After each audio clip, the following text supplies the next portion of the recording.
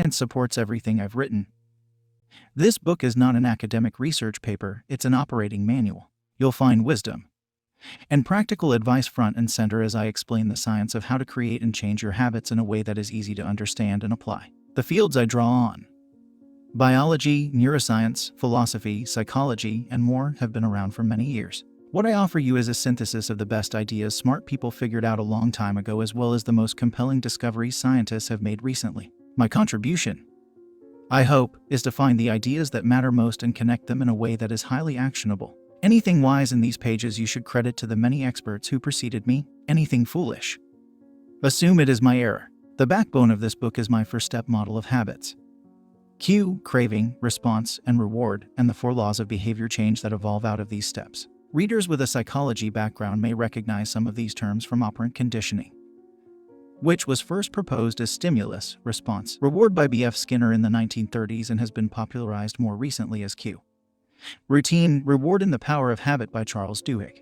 Behavioral scientists like Skinner realized that if you offered the right reward or punishment, you could get people to act in a certain way. But while Skinner's model did an excellent job of explaining how external stimuli influenced our habits, it lacked a good explanation for how our thoughts, feelings, and beliefs impact our behavior. Internal states, our moods and emotions, matter too. In recent decades, scientists have begun to determine the connection between our thoughts, feelings, and behavior. This research will also be covered in these pages. In total, the framework I offer is an integrated model of the cognitive and behavioral sciences. I believe it is one of the first models of human behavior to accurately account for both the influence of external stimuli and internal emotions on our habits.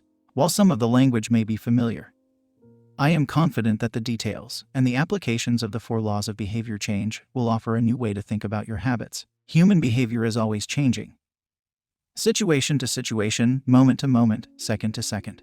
But this book is about what doesn't change. It's about the fundamentals of human behavior, the lasting principles you can rely on year after year, the ideas you can build a business around, build a family around, build a life around. There is no one right way to create better habits.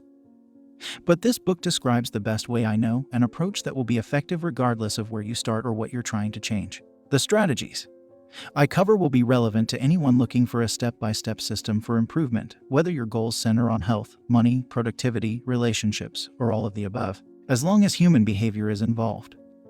This book will be your guide. Unit 1. The Fundamentals. Why Tiny Changes Make a Big Difference. Chapter 1. The Surprising Power of Atomic Habits. The surprising power of atomic habits.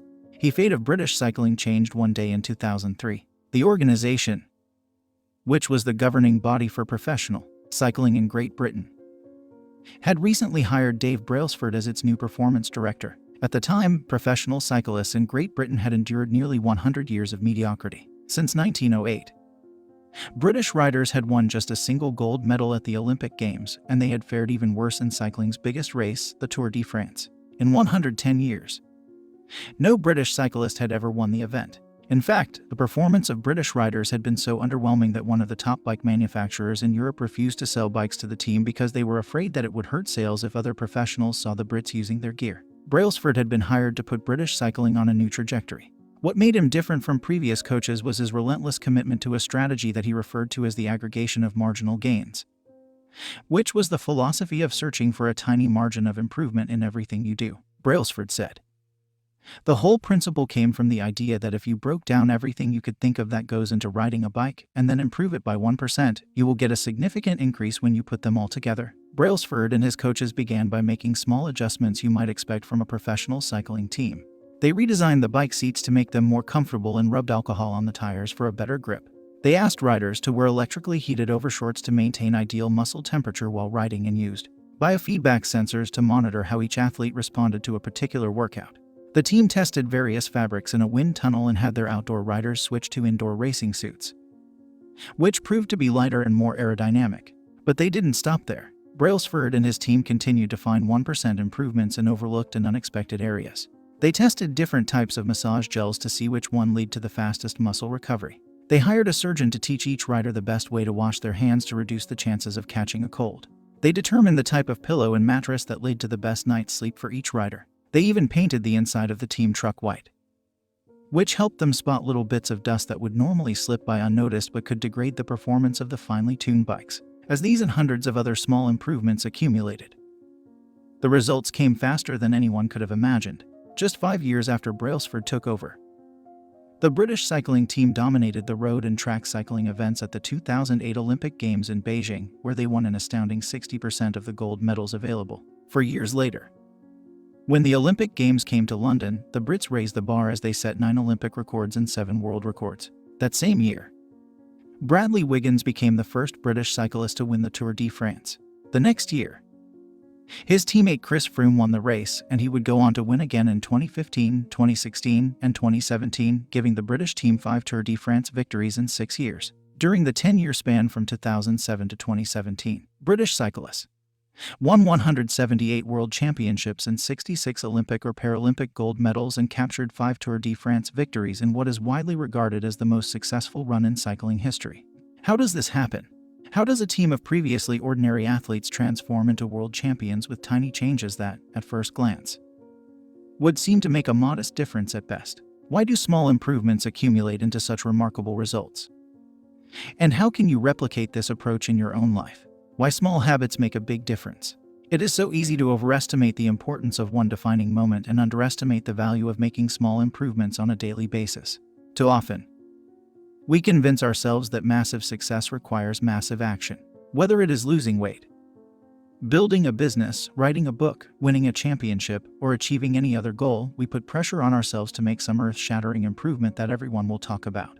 Meanwhile, improving by 1% isn't particularly notable. Sometimes it isn't even noticeable, but it can be far more meaningful, especially in the long run. The difference a tiny improvement can make over time is astounding. Here's how the math works out. If you can get 1% better each day for 1 year, you'll end up 37 times better by the time you're done. Conversely, if you get 1% worse each day for 1 year, you'll decline nearly down to 0. What starts as a small win or a minor setback accumulates into something much more. 1% better every day. 1% worse every day for 1 year. 0.99365 equals 0.031% better every day for 1 year. 1.01365 equals 37.78. Figure 1. The effects of small habits compound over time. For example, if you can get just 1% better each day, you'll end up with results that are nearly 37 times better after 1 year. Habits are the compound interest of self-improvement. The same way that money multiplies through compound interest. The effects of your habits multiply as you repeat them. They seem to make little difference on any given day, and yet the impact they deliver over the months and years can be enormous. It is only when looking back to 5 or perhaps 10 years later that the value of good habits and the cost of bad ones becomes strikingly apparent. This can be a difficult concept to appreciate in daily life. We often dismiss small changes because they don't seem to matter very much in the moment. If you save a little money now, you're still not a millionaire. If you go to the gym 3 days in a row, you're still out of shape. If you study Mandarin for an hour tonight, you still haven't learned the language. We make a few changes, but the results never seem to come quickly, and so we slide back into our previous routines. Unfortunately, the slow pace of transformation also makes it easy to let a bad habit slide. If you eat an unhealthy meal today, the scale doesn't move much. If you work late tonight and ignore your family, they will forgive you. If you procrastinate and put your project off until tomorrow, there will usually be time to finish it later. A single decision is easy to dismiss. But when we repeat 1% errors day after day by replicating poor decisions, duplicating tiny mistakes, and rationalizing little excuses, our small choices compound into toxic results. It's the accumulation of many missteps, a 1% decline here and there, that eventually leads to a problem. The impact created by a change in your habits is similar to the effect of shifting the route of an airplane by just a few degrees. Imagine you are flying from Los Angeles to New York City. If a pilot leaving from LAX adjusts the heading just 3.5 degrees south, you will land in Washington, D.C. instead of New York. Such a small change is barely noticeable at takeoff. The nose of the airplane moves just a few feet, but when magnified across the entire United States, you end up hundreds of miles apart. Similarly, a slight change in your daily habits can guide your life to a very different destination. Making a choice that is 1% better or 1% worse seems insignificant in the moment. But over the span of moments that make up a lifetime, these choices determine the difference between who you are and who you could be. Success is the product of daily habits, not once-in-a-lifetime transformations. That said, It doesn't matter how successful or unsuccessful you are right now. What matters is whether your habits are putting you on the path toward success. You should be far more concerned with your current trajectory than with your current results. If you're a millionaire, but you spend more than you earn each month, then you're on a bad trajectory. If your spending habits don't change, it's not going to end well. Conversely, if you're broke, but you save a little bit every month, then you're on the path toward financial freedom, even if you're moving slower than you'd like. Your outcomes are a lagging measure of your habits. Your net worth is a lagging measure of your financial habits. Your weight is a lagging measure of your eating habits. Your knowledge is a lagging measure of your learning habits. Your clutter is a lagging measure of your cleaning habits. You get what you repeat. If you want to predict where you'll end up in life, all you have to do is follow the curve of tiny gains or tiny losses and see how your daily choices will compound 10 or 20 years down the line. Are you spending less than you earn each month? Are you making it into the gym each week? Are you reading books and learning something new each day? Tiny battles like these are the ones that will define your future self. Time magnifies the margin between success and failure. It will multiply whatever you feed it. Good habits make time your ally. Bad habits make time your enemy. Habits are a double-edged sword. Bad habits can cut you down just as easily as good habits can build you up.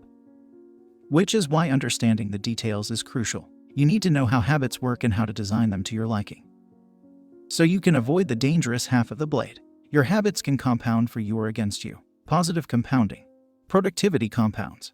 Accomplishing one extra task is a small feat on any given day, but it counts for a lot over an entire career. The effect of automating an old task or mastering a new skill can be even greater. The more tasks you can handle without thinking, the more your brain is free to focus on other areas. Knowledge compounds. Learning one new idea won't make you a genius, but a commitment to lifelong learning can be transformative. Furthermore, each book you read not only teaches you something new but also opens up different ways of thinking about old ideas. As Warren Buffett says, that's how knowledge works. It builds up. Like compound interest. Relationships compound. People reflect your behavior back to you.